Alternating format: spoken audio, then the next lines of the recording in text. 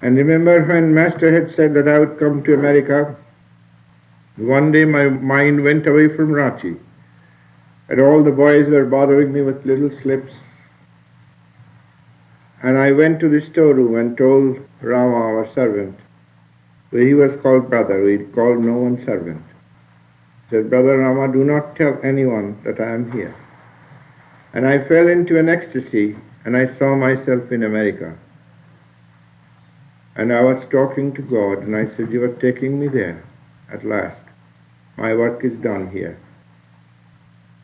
And right at that time, a teacher and two students had come. I said, what are you talking? I said, God is taking me away to America. And I saw many, many faces who are present here. I saw them then. I recognized afterwards. So, in that vision, I saw many, many of you. That's how I recognized. Most of you are here, whom I saw there. So that was a great, great occasion in my life. And when I came out of the storeroom, everybody knew that I was going to America. Of course, some teachers played a little joke that, well, shall we hold the lantern ahead of you? They were new teachers. I said, don't joke, I am going by the 3 o'clock train. Those that were very devoted, they knew what I said was true. And I had no money then, nothing. I never received any salary, as I do not here, or any income from any books. I had the vision between 10 and 12. And that day at 3 o'clock I left for Calcutta, and everybody cried. I had a little monkey that I had gotten. He was most human. He used to scratch my head and give me massage, and when I fell asleep he would do this way. And I said, what are you doing? He would go on like that. And when he thought I was asleep, he would go down and say, where are you? And he would jump and start massaging. And that monkey broke the chain that day and went away. He felt that I was going. It was a very heart-rending scene. He was intuitive. He knew I was going.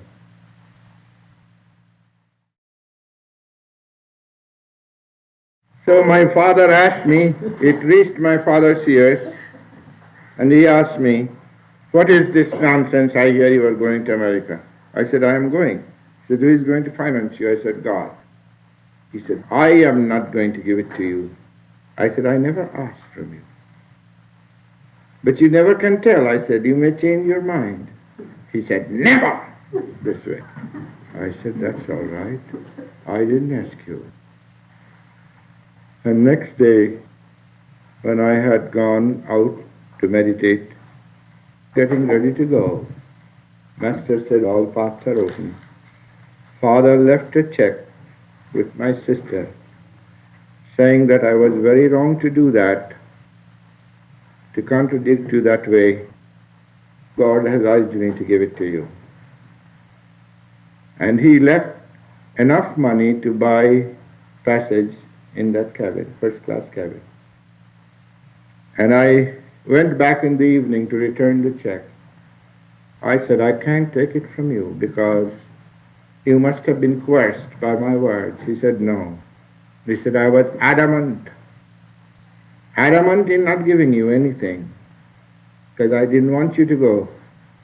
But God has changed my thought. I couldn't help until I wrote the check to you.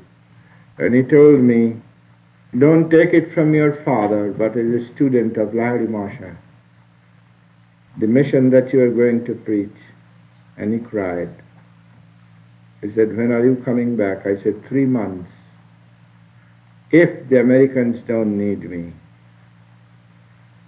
And that if became 15 years in this country, so I haven't forgotten.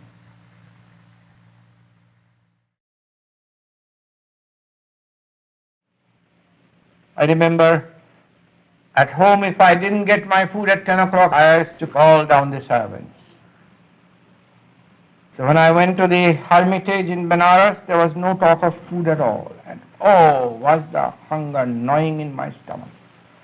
I said, I never experienced like this. But when food came, I so much enjoyed. So one day I heard that we had to wait for the headman to come. And you won't get to eat at 12 o'clock, but 2 o'clock when the train comes.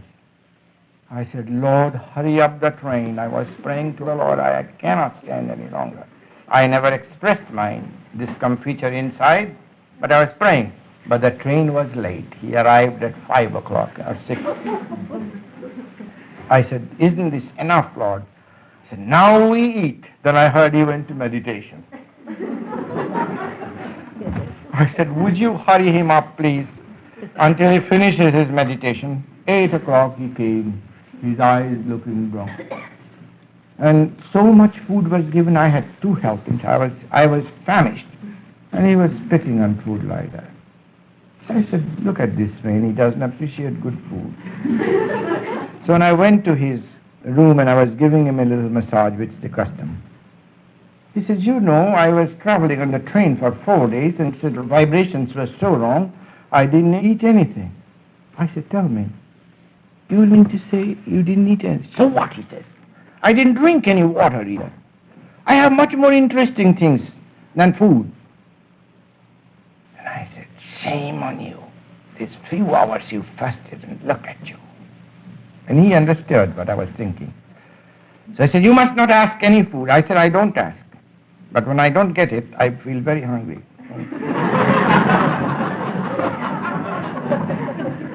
So he said, God will give it to you. Don't ask. So I said, but suppose nobody gives to me, I die. He said, die! Die to know that you don't live by food but by God. Place food and money in front of you and your heart fails. What good does it do? All food consciousness vanished from me. So I want you to learn that true happiness, which is unconditional, it is not conditioned on fatigue or food or money or anything. When you find that unconditional happiness, then you will find the happiness of God. Otherwise you won't.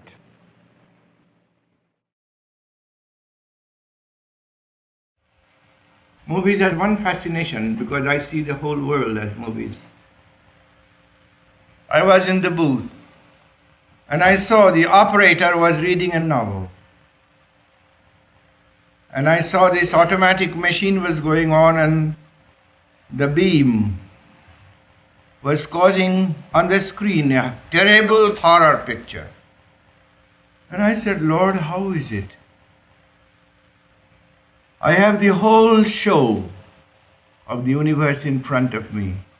You are this operator who is thinking of new plays, and your nature is throwing this beam in the sky. And I see the hero and the villain are nothing but pictures. Nobody is killed. Many were being killed and shot in this picture, but I saw from the booth, it was the light that had created the villain, and the light had created the hero. And a voice said, remember, the villain is created so that you don't become the villain, but that you love the hero. If you become the villain, your throat has to be cut. And now you see that there is no villain, no hero. They are both pictures of my beam. After getting away from the villain and evil, or tasting poisoned honey, taste the honey of goodness and then come into the beam. And you will realize that all this world which you see of terrible wars and troubles is nothing but a picture show, cosmic motion picture show in the sky. You will be surprised. You never analyze that as soon as you sleep and dream, you can create a world like this, with people suffering from cancer and disease and wars and some smiling babies born, old men dying. Then when you wake up, you see that all those things were made of your dream consciousness. So remember, this is the same, nothing different. And until you find that out, this world is a terrible show. I said to God, as He was talking to me, but Lord, look at the audience. They are howling and screeching downstairs at this horror show. I see that it's nothing but pictures and light, because I see the invisible beam. There are no murders in the beam, no heroes nor villains in the beam. But Lord, what about the audience? They don't know it. Then the voice said, tell them all to look at my beam within, and they will realize that this show was given to entertain them, not to get mixed up with it.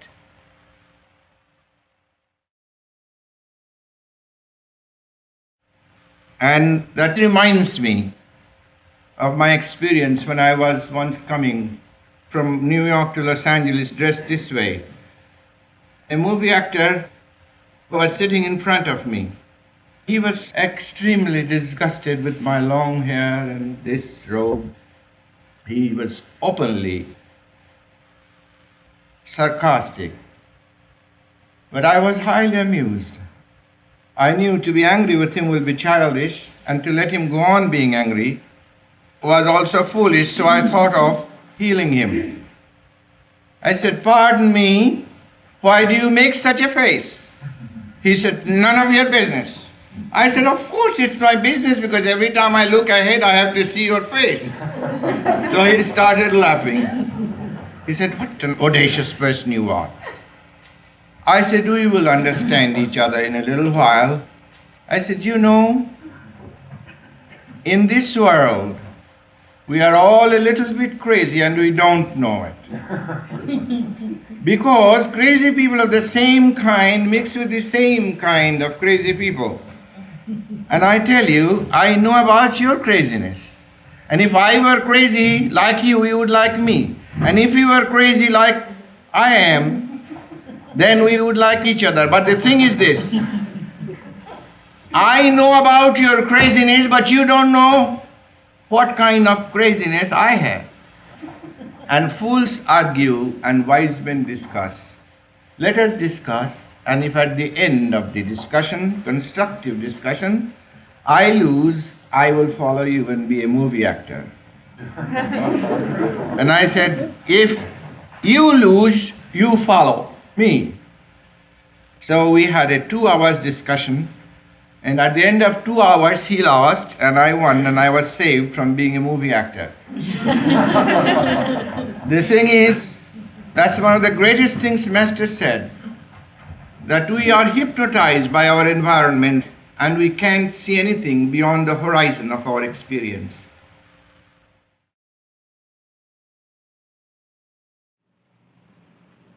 True happiness lies within. Simplicity of living and whole living in God. That's why God, Christ and the Masters have sent this self-realization as a new dispensation to give freedom to people. Establish the temple of true happiness in the souls of men. That's what self-realization teaches. The technique of meditation, recharging the body battery with cosmic energy and helping your fellow beings. And this is our theme, and we are marching on. This work has spread all over the earth, and self-realization is marching on.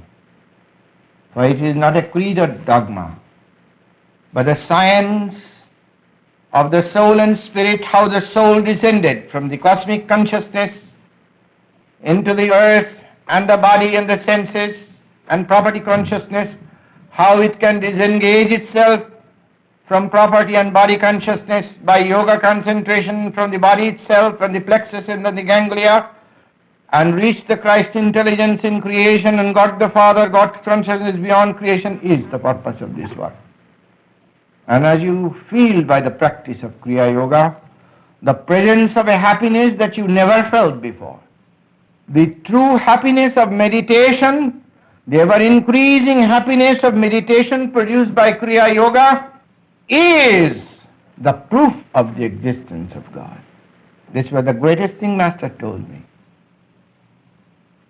When I asked what is the image of God, he said, right when you sleep, you are formless, you are sleeping in space, you are the image of God. The daytime you become a man, nighttime you become a God.